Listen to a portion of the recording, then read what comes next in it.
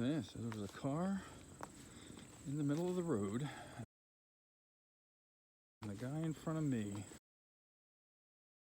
locked his brakes up.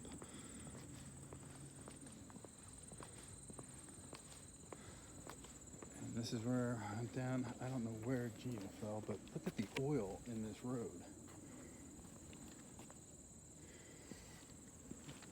Because that was one long skid mark and the bike wasn't stopping.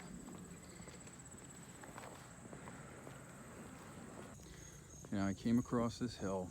There's a guy in his car with his nose halfway in the other lane making a left-hand turn into this driveway. The car in front of me started locking his brakes up now. The first guy on the scene to help Gina up, I didn't catch his name, but he is also a biker. He told me he was keeping the groom's parents out of this wedding.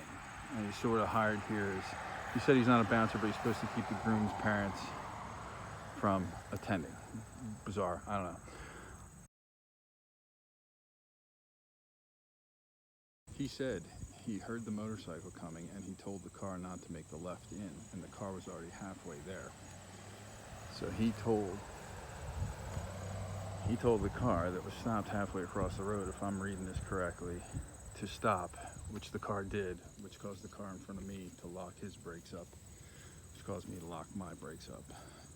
And this guy's disappeared all of a sudden. All right, so without walking in the road, here's how this went down. I'm coming along, we're following a car, decent amount of distance between us, and I'm coming down this road 45, 50 miles an hour. You see there's a dip here, and I see this guy putting his brakes on really hard. He's coming back at me pretty fast, and I lock up the rear brake somehow on this seemingly oily road. It's very oily. You can see how long my skid mark is, and the bike was not slowing down. And I just see the back of this car coming up on me fast. And the reason when he was stopping, you can see my skid marks going on forever here. The reason he stopped was because there was a car across the yellow line, stopped in the middle of the street up here, making a left-hand turn into this wedding reception place that you'll note you can't even see from here. But there's a car, so I crest this hill. I see a car coming straight back at me because he pretty much stopped in the middle of the road because there was another car stopped in the middle of the road. And if I didn't know any better, I would think that the bouncer guy that's here in front of the gate told that car to stop, which he told me he did because he heard a motorcycle coming. But this guy had his nose halfway into this side of the road in this lane. He was trying to get in here. He stopped, and you can see in this road right here, you can see sort of the imprint of the wheels of the car in front of me. That he locked his brakes up to some extent. I think he had ABS going on, so he didn't skid like I did. And basically, I held it up forever and a day. Got over this hill, and the ass end just went sideways. Sideways, sideways, sideways, until I couldn't stop it anymore. The hard part hit right about there. And we went off into here. And the guy in front of me, he got out of here super fast. But, you can see I mean, I wish I'd have lifted my right foot off of that rear brake a little bit sooner. I might have had a better chance.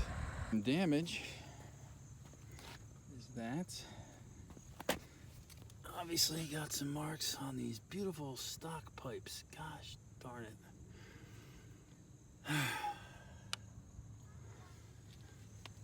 And dirt. And then a little scrape here. Oh, and the grommets inside the risers here busted, so I'm not gonna ride this thing. But you would never think that we went down like that.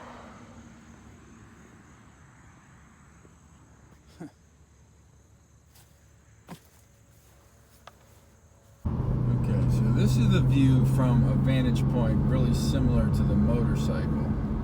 I'm sitting down low in my car to give you an idea of what you see. So you can see this hill is here. You really can't see below it all that well. And then boom, over the crest, suddenly there's people all in front of